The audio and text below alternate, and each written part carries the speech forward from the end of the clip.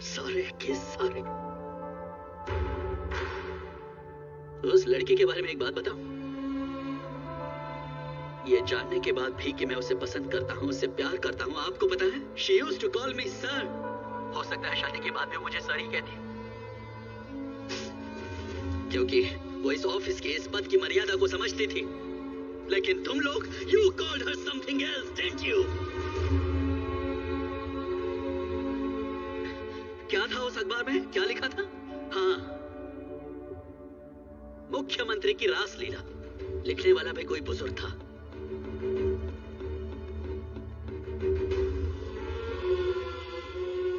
आपकी बेटी है या नहीं मैं नहीं जानता, लेकिन अगर है तो क्या आप ये लिखने की हिम्मत कर सकते हैं कि उसका उसके बॉयफ्रेंड के साथ किस तरह का रिलेशन है? आप ऐसी घटिया न्यूज छापते हैं ताकि आप सैकड़ों न्यूज़पेपर बेच सके, अपनी टीआरपी बढ़ा सके। लेकिन क्या फायदा सर? जिस न्यूज से लोगों के दिल टूट जाएं, उससे कमाया हुआ पैसा आपको कभी रास नहीं आएगा।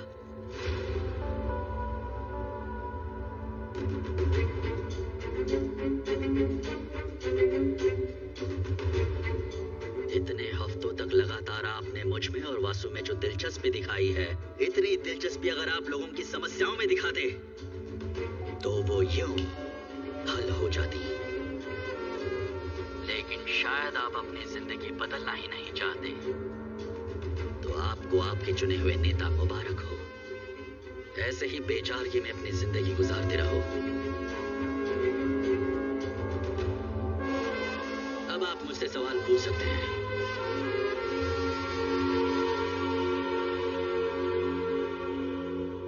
Thank you.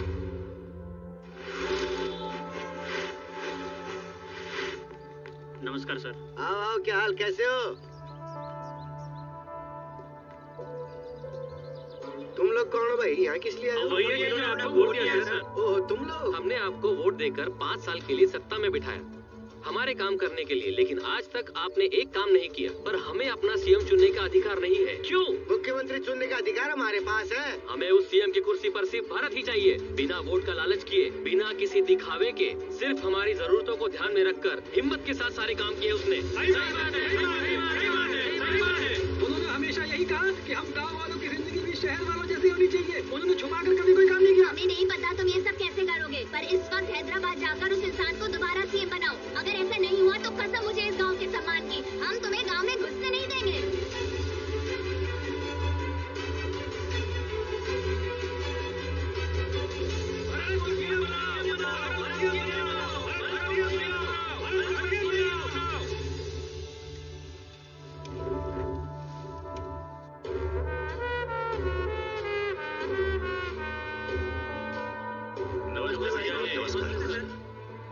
बैठिए सब लोग, बैठिए बैठिए। ये अर्जेंट मीटिंग किस लिए बुलाई है? क्या बात है? हमारे क्षेत्र की हालत हर दिन बद से बदतर होती जा रही है सर। जैसे उन्होंने एमएलए को चुना है, सीएम को भी वो खुद ही चुनना चाहते हैं। हाँ सर, जब भी हम अपने इलाके में जाते हैं, हर कोई ये सवाल पूछता है कि हमने सीएम को क्यों हटाया। बस इसी का जवाब चाहिए उनको। आप तो जानते हो भाई जी, ये कोई बस की सीट थी कि कोई भी आके टिक जाए। ये सीएम की सीट है और जनता बार बार यही बात कह रही है। हर कोई आपके सामने खुलकर बात करने से डर रहा है भैया जी, पर सच्चाई तो ये है कि अगर आप उसे सीएम नहीं बनाएंगे तो जनता पागल हो जाएगी। बाकी तो आप समझदार है, ये काम जितनी जल्दी हो जाए अच्छा रहेगा।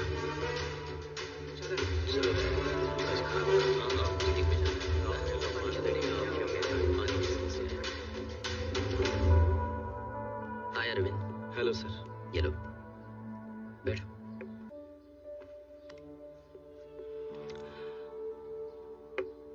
आपने मुझे एक इम्पोर्टेंट केस सौंपा था, लेकिन मैं प्रेशर नहीं झेल पाया। आपने ड्यूटी ठीक से नहीं की।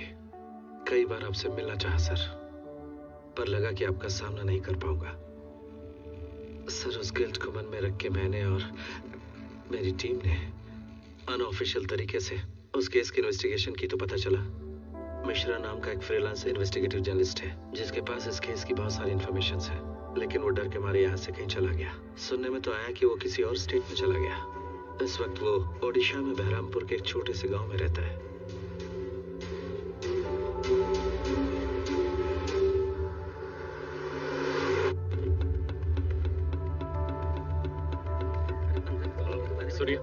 आदमी कहाँ रहते हैं? वहाँ है ना।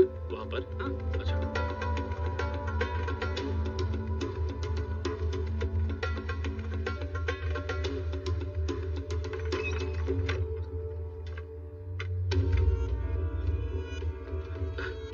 सर, आपको कैसे पता चला कि मैं यहाँ पर हूँ? सीनियर मोस्ट एग्जीक्यूटिव जर्नलिस्ट यहाँ दूसरे स्टेट में छुप कर रह रहा है। क्यों? Late CM mister Raghav Rao मेरे पापा थे। पता चला कि अपनी मौत से पहले किसी सिलसिले में वो आपसे मिलने आए थे और उसके बाद आप गायब हो गए। क्यों? पिछले कुछ दिनों से हम अपोजिशन लीडर के बेटे पर आय से ज्यादा संपत्ति रखने के इल्जाम के बारे में सुन रहे हैं, पर अभी तक किसी ने उसके खिलाफ कोई एक्शन नहीं लिया है। कोई भी केस फाइल नहीं किया गया है। सच पता लगाने के लिए मैंने खुद इन्वेस्टिगेशन करने का फैसला किया। उसके इस गैर कानूनी संपत्ति में और भी कुछ पार्टनर हैं, जिनमें आपके सबसे अच्छे दोस्त नाना जी और श्री वनराज जी भी हैं। ये तुम क्या कह रहे हो? किसके बारे में कह रहे हो, पता है? सॉरी सर, शुरुआत में तो इस बात पर मुझे भी यकीन नहीं था। जब मैंने गहराई से छानबीन की तो पाया कि मनोहर के हर बुरे काम में नाना जी सहायता करते हैं। सत्ता पक्ष के लोग और विपक्ष के लोग दोनों मिलकर ये काम कर रहे हैं, एक दूसरे का पार्टनर बन गए। It's unimaginable sir, it's a rare deadly combo. सारे सबूत इसमें है सर।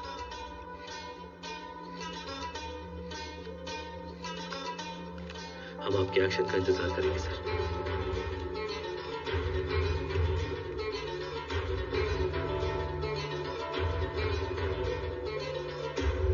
इसके कुछ दिन बाद ही वो चले गए और उनकी अचानक मौत हो गई। उनकी अचानक मौत, उनका पोस्टमार्टम और उनका अंतिम संस्कार, ये सब के सब शक के दायरे में आते हैं सर। मैंने स्टेट छोड़ना ही बेहतर समझा, क्योंकि मुझे लगा मैं वहां सेफ नहीं हूँ। पर जब मैंने सुना कि आप राज्य के चीफ मिनिस्टर बन गए हो तो मुझे बहुत खुशी हुई।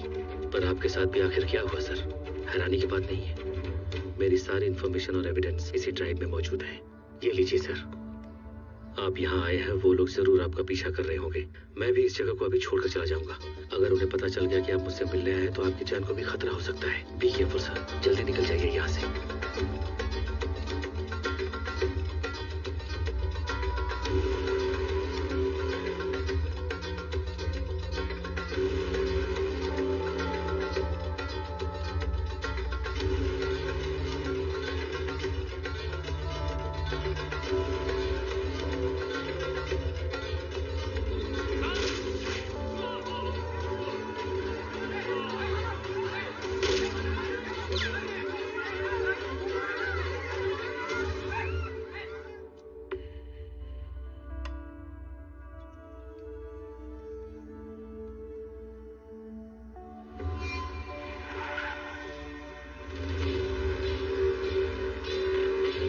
तुम उधर से देखो और तुम वहां से। ठीक है।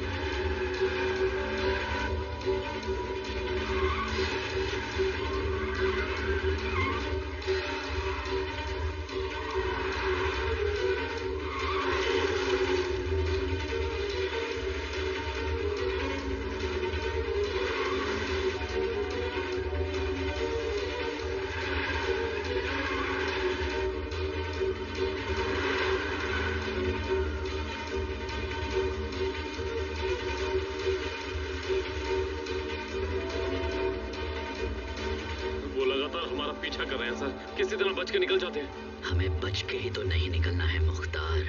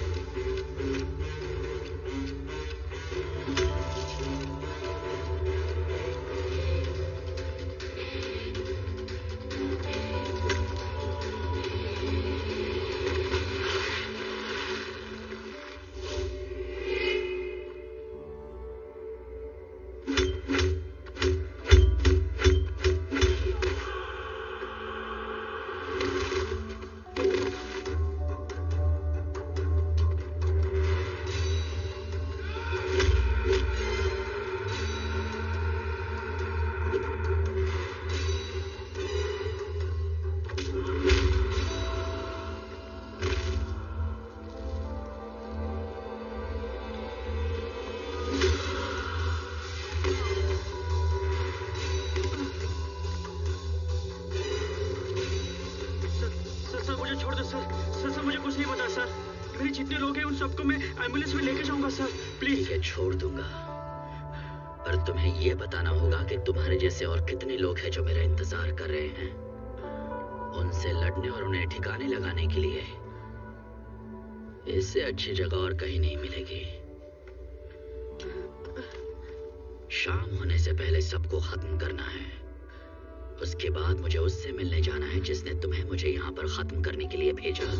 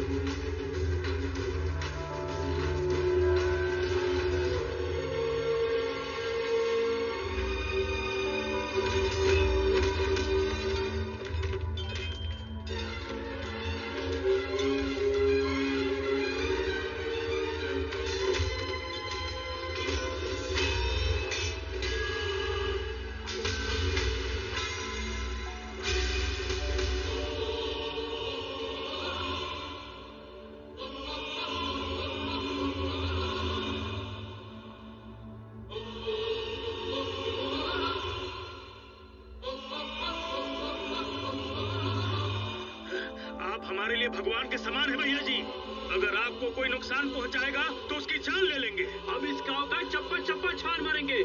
जहां भी छुपे होंगे हम उन्हें ढूंढ ढूंढ कर खत्म कर देंगे। आप आइए हमारे साथ सर।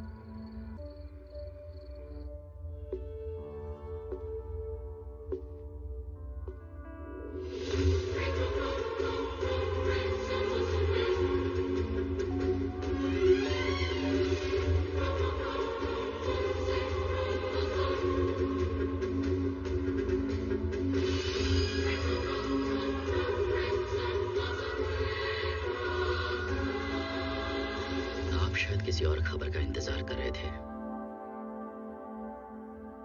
मुझे मारने के लिए 100 आदमी भेजे ना, पर मेरे और उनके बीच हजारों लोग खड़े हो गए। उनमें से एक भी जिंदा नहीं बचा होगा। भरत, मेरे लिए कोई शॉकिंग न्यूज़ नहीं है। आपने मुझे किसी और इरादे से सीएम बनाया था। सोचा आप जो कहेंगे वो मैं करूंगा। लेकिन आपके रातों उनकी नींद उड़ गई जब आपकी बात मानने से मैंने इनकार किया। अब तक जो हुआ वो सही था या गलत उसे किनारे पर रख देते हैं। आपके गुस्से की एक और वजह थी, 40 साल की दोस्ती।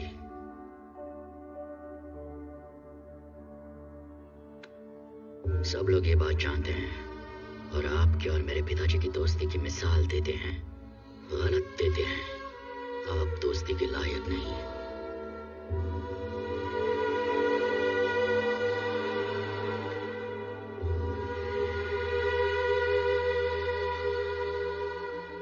इस तस्वीर में जो रिश्ता दिखाई दे रहा है वो झूठ नहीं बल्कि सच है। कह दो मैं चला जाऊंगा। वो तुम्हारे पिता थे जिसने इसे झूठा समझा था।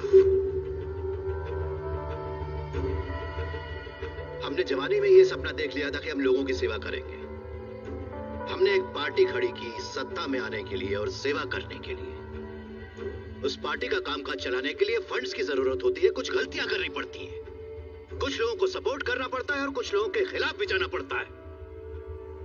ये सब ना सोचकर तुम्हारे पिता ने मुझ पर शक किया। वो तो मुझे जेल भेजना चाहता था। ये मैं बर्दाश्त नहीं कर पाया।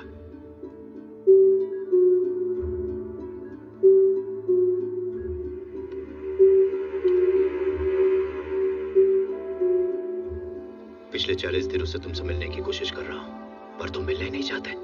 40 सालों की दोस्ती हमारे भाई, और अचानक कि तुम मेरे खिलाफ हो गए। तुम्हें दुख नहीं पहुंचा? कोई तुम्हारे पास आता है और आकर मेरे बारे में कुछ भी कहकर चला जाता है। तुम ऐसा दिखाते हो जैसे कि तुम्हें कुछ पता ही नहीं। मेरे खिलाफ केस करके तुम मुझे जेल भेजना चाहते थे और मुझे पता भी नहीं इसके बारे में। हाँ, मैं थोड़ा बुरा हूं, मानता हूं, भ्रष्ट भी हूं, लेकिन फिर भी तुम्हारा दोस्त तो हूं। कोई गलती हो जाए तो दोस्त को माफ नहीं कर सकते? ये कौन सी राजनीति भाई? तुम्हें लगा सब तुम्हारे अधिकार में है, पर ये नहीं जानते कि तुम्हारी जिंदगी मेरे हाथ में है। कई बार सोचा कि तुम्हारे पास आकर बात करूं, सोचा कि तुम्हें समझाऊं, पर पता चला कि तुम मिलोगे ही नहीं। ये सब मुझे बिल्कुल अच्छा नहीं लगा। जरा खुद की हालत देखो।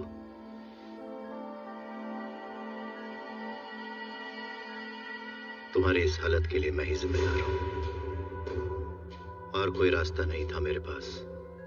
पिछले कई दिनों से मैं डॉक्टर्स की मदद से तुम्हारी बॉडी में मेडिसिन की